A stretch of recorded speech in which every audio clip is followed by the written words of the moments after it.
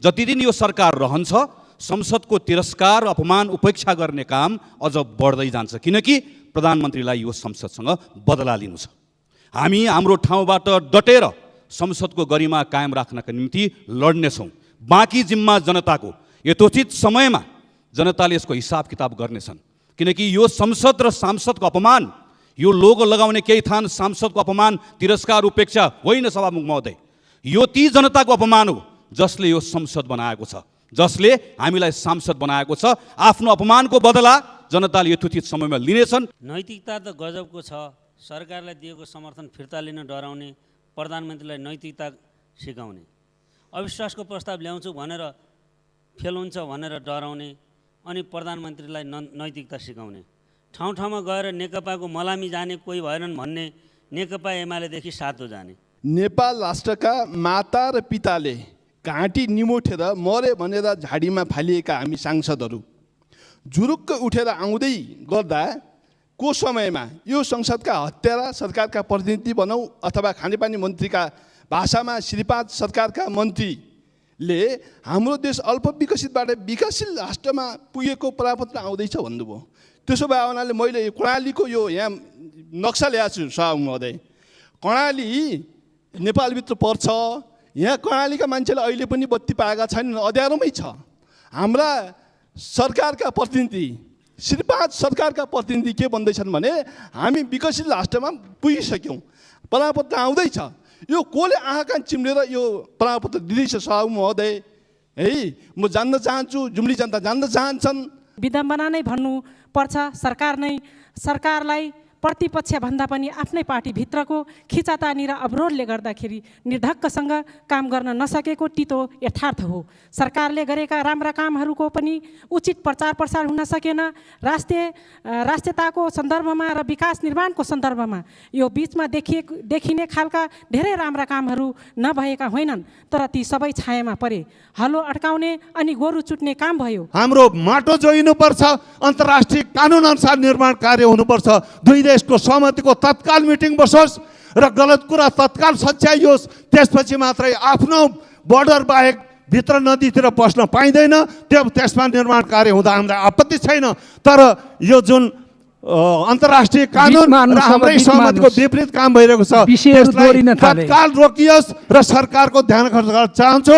र के भयो त्यसको जवाब चाहिन्छ। मलाई अर्को मिटिङमा अर्को यो सदनमा यसको जवाब माग्न चाहन्छु। अनि सभामुख महोदय, नैतिकता त गजबको छ। सरकारलाई दिएको समर्थन फिर्ता लिन डराउने, प्रधानमन्त्रीलाई नैतिकता सिकाउने, अविश्वासको प्रस्ताव ल्याउँछु भनेर फेल हुन्छ भनेर डराउने अनि प्रधानमन्त्रीलाई नैतिकता सिकाउने, ठाउँ ठाउँमा गएर नेकपाको मलामी जाने कोही भएनन् भन्ने, नेकपा एमालेदेखि सातो जाने, चुनावमा जान खुट्टा कमाउने, लोकतन्त्रको दुन्दुबी बजाउने, नैतिकता कता गयो कसरी खोज्ने।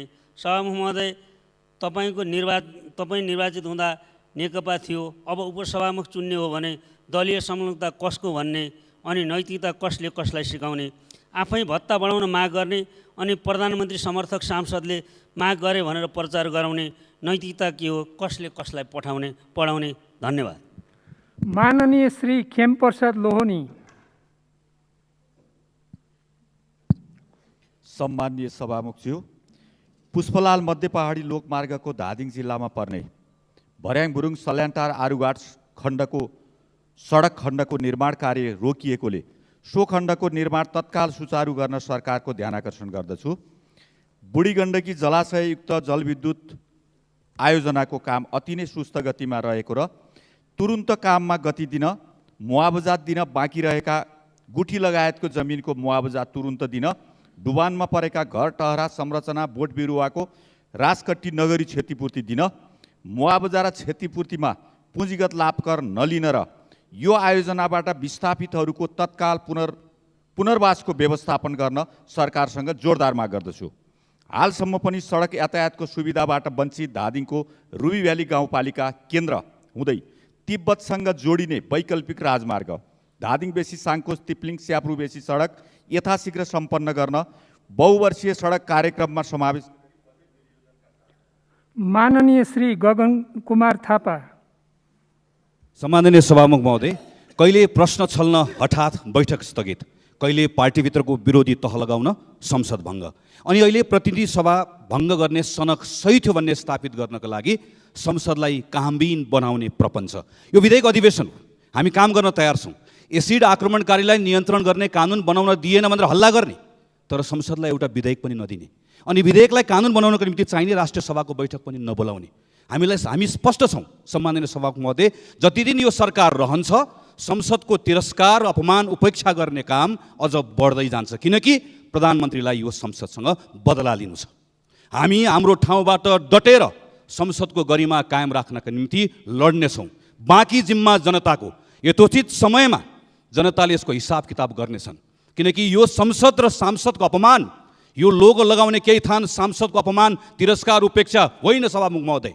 यो ती जनताको अपमान हो जसले यो संसद बनाएको छ, जसले हामीलाई सांसद बनाएको छ। आफ्नो अपमानको बदला जनताले यथोचित समयमा लिनेछन्। यो संसदभित्र बसेर यसको गरिमा जोगाउन हामी आफ्नो ठाउँबाट डटेर लड्नेछौँ। धन्यवाद। माननीय श्री गजेन्द्र बहादुर महत।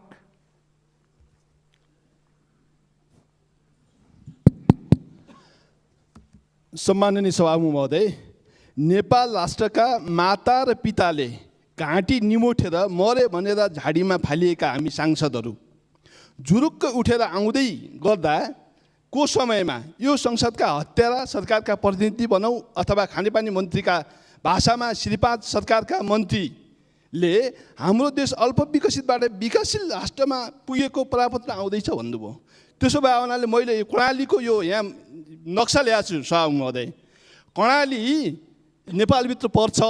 यहाँ कर्णालीका मान्छेले अहिले पनि बत्ती पाएका छैनन्, अँध्यारोमै छ। हाम्रा सरकारका प्रतिनिधि, श्रीपाद सरकारका प्रतिनिधि के भन्दैछन् भने हामी विकसित राष्ट्रमा पुगिसक्यौँ, परापत्र आउँदैछ। यो कसले आँखा कान चिम्लेर यो परापत्र दिँदैछ सभामुख महोदय? है, म जान्न चाहन्छु, जुम्ली जनता जान्न चाहन्छन् है, यो घुस दिएर ल्याएको प्रमाणपत्र त होइन। यो कर्णालीका जनताहरूको ठुलो चासोको विषय छ सभामुख महोदय। मान्य श्री गङ्गा चौधरी सतगौवा।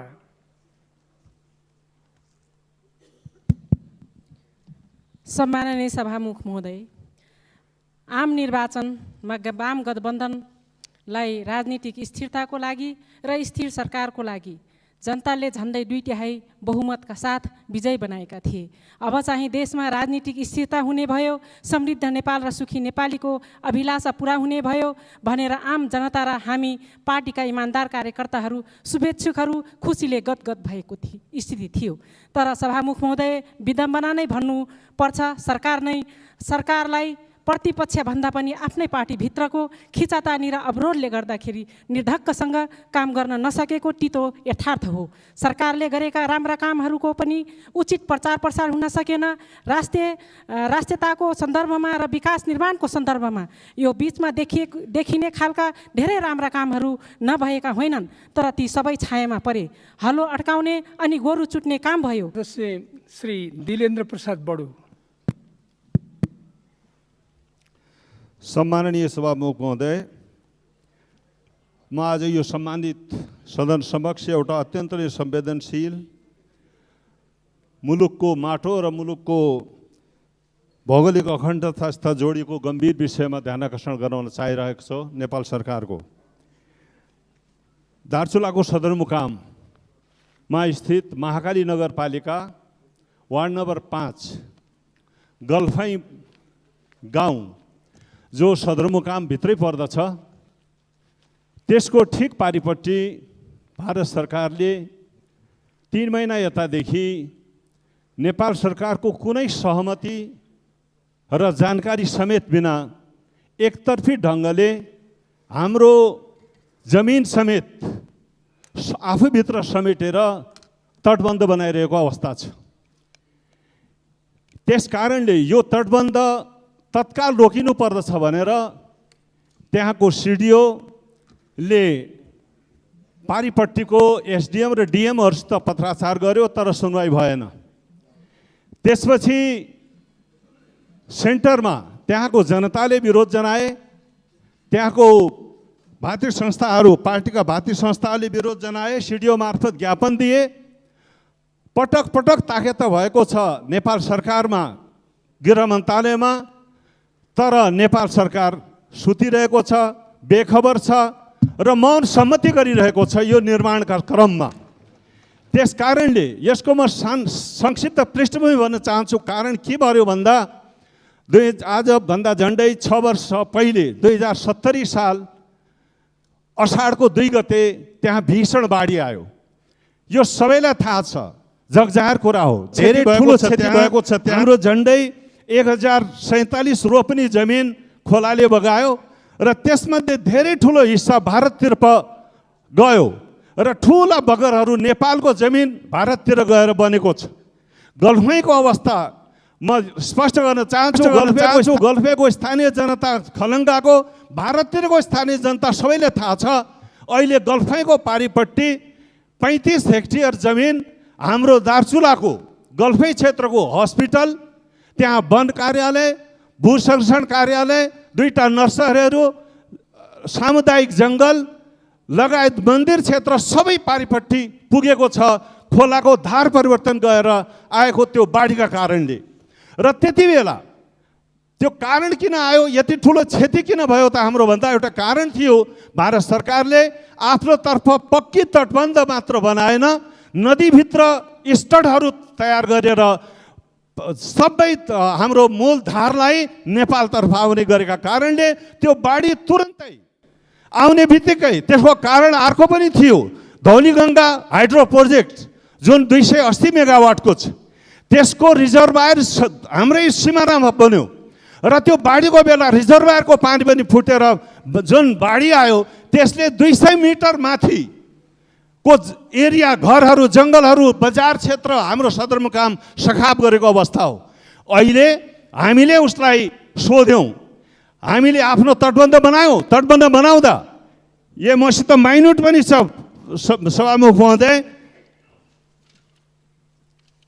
यो 12 र 13 सेप्टेम्बर 2013 मा हामीले तटबन्ध बनाउँदा भारत सरकारसित जोइन्ट स्टेटमेन्ट गरियो, जोइन्ट मिटिङ बसियो, लोकल स्तरमा पनि बस्यो, सिडिओ र डिएम को बिचमा र तटबन्ध निर्माण गर्ने पदाधिकारीहरू बिचमा, र केन्द्रमा पनि 12-13 सेप्टेम्बर 2013 मा एउटा यो जोइन्ट स्ट्यान्डिङ टेक्निकल कमिटीको बिचमा माइन्युट भएको छ। अब यसरी धार परिवर्तन भएर हाम्रो जमिन उता पर्यो, उताको केही जमिन हाम्रोतिर पनि पर्यो होला, तर त्यो जमिनलाई छुन पाइँदैन र हाम्रो आफ्नो नियमअनुसार, हाम्रो आफ्नो कानुनअनुसार, अन्तर्राष्ट्रिय कानुनअनुसार पनि फिक्स्ड बाउन्ड्री प्रिन्सिपललाई हामीले स्वीकार गऱ्यौँ दुवै पक्षले। र जुन प्राकृतिक सीमा पहिले थियो त्योभन्दा कुनै किसिमले पनि नदीतिर नआउने र हाम्रो जमिन उता गएको छ भने त्यसलाई नछुने र उताको आउँदा हामीले पनि नछुने र कुनै स्ट्रक्चर बनाउँदा दुवै देशको सहमतिले मात्र बन्ने लिखित माइन्युट भएको छ सभामुख महोदय। तर यो कुराको बेखबर गरेर सिधै हाम्रो कुनै सहमति बिना अहिले 35 हेक्टेयर जमिन हाम्रो जुन पारिपट्टिको बगर बनेको छ त्यो बगर समेत आफ्नो हिस्सामा मिलाउने गरी तटबन्ध बनाउन थालिएको छ। यसले एकातिर हाम्रो भूमि त मिचियो, तर त्यसलाई मिचेर नदीतिर आएर बनाउँदा के हुने हो भन्दा हाम्रो कुनै पनि अब आउने बर्सातमा 2 वर्ष 3 वर्षभित्र हाम्रो गल्फै, नमस्कार, तर किमतडी, उकु, बाँकु जम्मै एरिया सखाप हुने खतरा भएको छ सभामुख महोदय। कुनै पनि बेला, कुनै बर्सातमा अब त्यो तटबन्धले हाम्रो नदीको बढान अझ फेरि नेपालतर्फ आएर हाम्रा ती सबभन्दा बढी घना जनसङ्ख्या भएका गाउँहरू र त्यस्तो फर्टाइल जमिनहरू समाप्त हुने अवस्था आएको छ।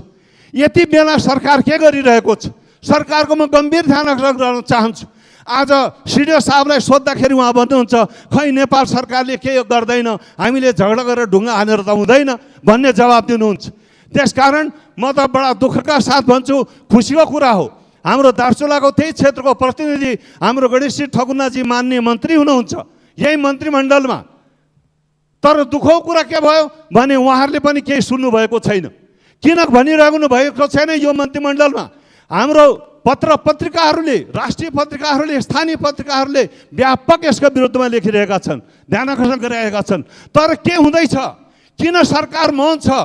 सरकारसित सम्बन्ध गर्दा पत्रकारको हिजो मात्रै अस्तिको पत्रिकामा आएको छ, परराष्ट्र मन्त्रालयको प्रवक्ताजीले हामीलाई कुनै जानकारी छैन भनेर उसको अनभिज्ञता जमाउनु भएको छ। यो के हो, केका लागि, कसको सेवा हुँदैछ, किन हुँदैछ यो? त्यस कारणले आफ्नो भूमि बचाउने कुरामा हाम्रो भोलिको खतरा जम्मै गाउँका गाउँ सखाप हुने अवस्थामा पनि हामी बोल्न सक्दैनौँ। म त्यस कारण भन्न चाहन्छु सभामुख महोदय, तत्काल यो निर्माण कार्य रोक्नु पर्दछ।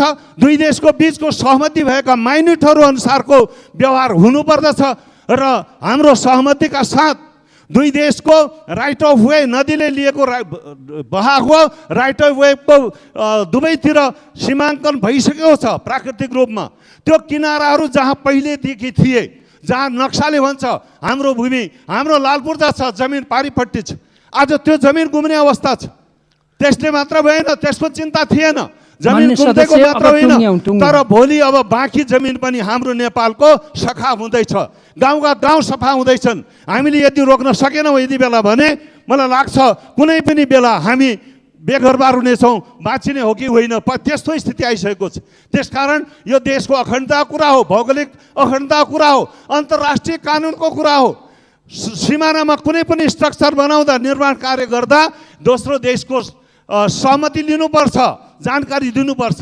त्यत्रो 280 मेगावाटको धौलीगङ्गा प्रोजेक्टको रिजर्भायर हाम्रो सिमानामा बनेको कारणले 70 सालको बाढी पनि आएको थियो। हामीले माइनेट गरेका छौँ, त्यो रिजर्भायरबाट पानी छोड्दाखेरि दुवै देशको जनतालाई समयमा साइरन बजाएर सङ्केत गर्नुपर्छ, अन्यथा खतरा हुनसक्छ। यसलाई लागू गरिएको पनि छ, तर निर्माण कार्य हाम्रो सहमति बिना कसरी भन्दैछ? किन सरकार मौन छ? सरकारले जानी हो अथवा जानेर पनि उसले नजानेको के हो जान्नुपर्ने, कसले बताउनु पर्ने? मूल कुरा आयो। अब त्यसकारण सरकारको म गम्भीर ध्यान आकर्षण गराउन चाहन्छु र भोलिको दिनदेखि रोकिनु पर्दछ। यो कूटनीतिक तहमा होइन, तत्काल अहिले आदेश दिनुपर्छ। सिडिओ आदेश पर्खिरहेको छ, आदेश दिँदैन नेपाल सरकार। के गरेको छ परराष्ट्र मन्त्रालय, के गर्दैछ गृह मन्त्रालय? 5 गते माघमा, यो पुसको महिना सुरु भएको हो काम, 5 गते यहाँबाट एउटा टोली पनि कर्मचारी तहमा पठाएछ।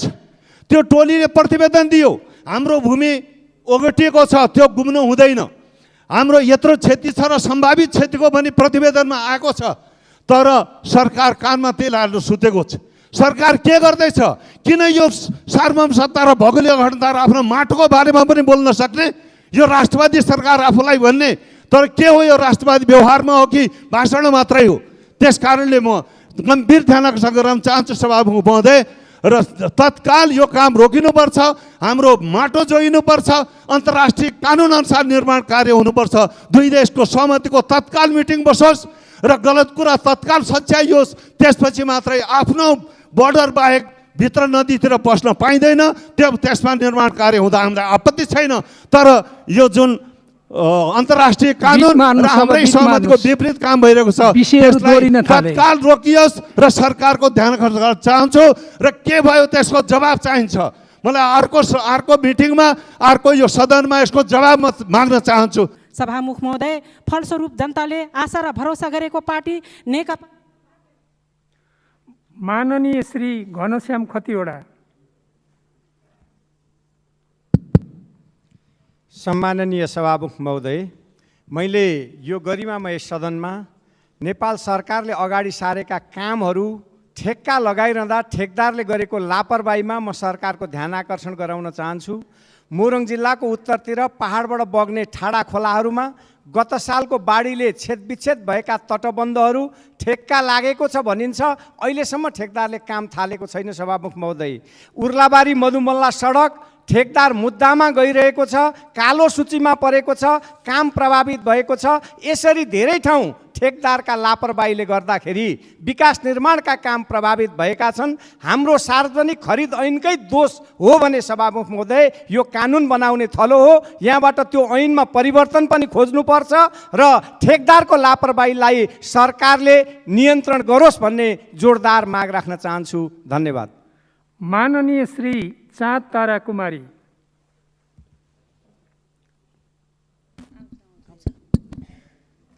सम्माननीय सभामुख महोदय, सर्वप्रथम त म असंवैधानिक सांसद विघटनको म विरोध गर्न चाहन्छु र त्यो अति निन्दनीय थियो। र त्योभन्दा पनि बढी निन्दनीय कुरा के छ भने यही जुन चाहिँ पुनर्स्थापना भएको संसदमा आएर नैतिकताको पाठ पढाउनु त्यो झनै निन्दनीय भएको म अनुभव गरिरहेको छु।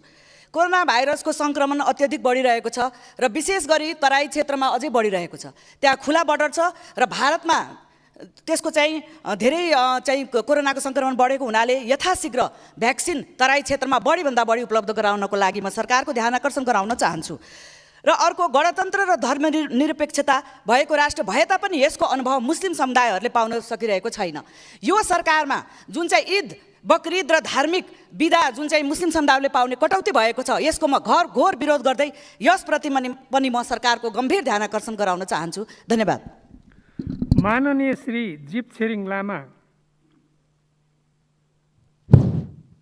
सभामुख महोदय, नेपालको जमिन चाहिँ इन्डियामा के अरे दापचोलाको लिबुले चाहिँ इन्डियामा पर्यो नेपालको जमिन भनेर सरकारले नक्सा प्रकाशित गर्यो र यहाँ सबै राजनीतिक पार्टीले यहाँ एकमतले सर्वसहमतले पास पनि गर्यो। सरकारले लोगो पनि हामी सबै मान्नेलाई लोगो पनि बाँड्यो, तर जग्गा जमिन कहिले फिर्ता आउँछ? म सभामुखबाट सरकारलाई चाहिँ सोध्न चाहन्छु।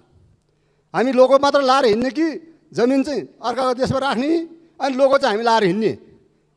यो कतिको चाहिँ सन्दर्भ होला? र परराष्ट्र मन्त्री चाहिँ भारत भ्रमणमा जाँदाखेरि त्यो कुरा उठाउँदाखेरि भारत सरकारले सुन्नु पनि चाहेन। भनेपछि त्यो जमिन कहिले फिर्ता आउँछ? हामीले लोगो मात्र लाएर हिँड्ने कि जमिन हामी फिर्ता आउँछ? म यो सोध्न चाहन्छु। धन्यवाद। माननीय श्री जीवनराम श्रेष्ठ।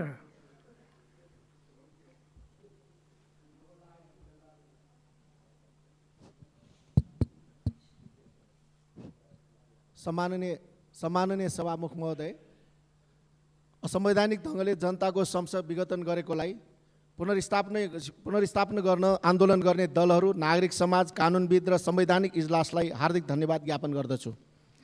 काठमाडौँ उपत्यकामा सडक विस्तारको नाममा दोजर आतङ्क मचाई सोबासीहरूलाई विस्थापित गर्ने काम भएको छ।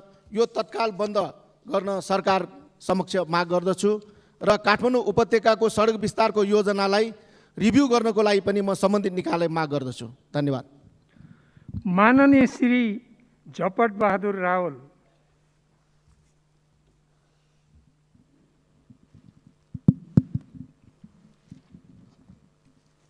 सम्माननीय सभामुख महोदय, करिब 9 महिनापछि बोल्न पाउँदा खुसी व्यक्त गर्दछु। पौष 5 देखि फागुन 11 यो सदनले शून्य समयको रूपमा बितायो। यो बीचमा अदालतको महत्त्वपूर्ण समय संसद विघटनको मुद्दाको सुनवाईलाई गर्नका लागि खर्च भयो। निर्वाचित प्रतिनिधि सभाले कुनै काम कारबाही गर्न पाएन। सदनले पारित गर्नुपर्ने नागरिकता विधेयक लगायतका महत्त्वपूर्ण कानुनहरू पारित हुन सकेनन्। प्रतिनिधि सभा विघटन गर्ने निर्णय सम्मानित सर्वोच्च अदालतले बद्ध गरिदियो। यस अवसरमा असंवैधानिक निर्णयलाई बद्ध गर्ने अदालत, आम जनता तथा निर्वाचित प्रतिनिधि सभाका मान्य सदस्यज्यूहरूलाई हार्दिक बधाई दिन चाहन्छु। यो बधाई दिइरहँदा दल विभाजन गर्ने गतिविधिहरू पनि देखिन थालेका छन्। राजनीतिक आकाशमा कालो बादल मडारिरहेको छ। मलाई आशा छ प्रतिनिधि सभामा प्रतिनिधित्व गर्ने राजनीतिक दल तथा जनताका प्रतिनिधिहरूले प्रतिनिधि सभालाई अकालमै मृत्युवरण गराउने छैनन्। संविधानको रक्षा र प्राप्त उपलब्धिहरूलाई संस्थापित गर्न पुनर्जीवित प्रतिनिधि सभाले हामी सबैलाई प्रेरणा र हौसला प्रदान गरोस्। धन्यवाद।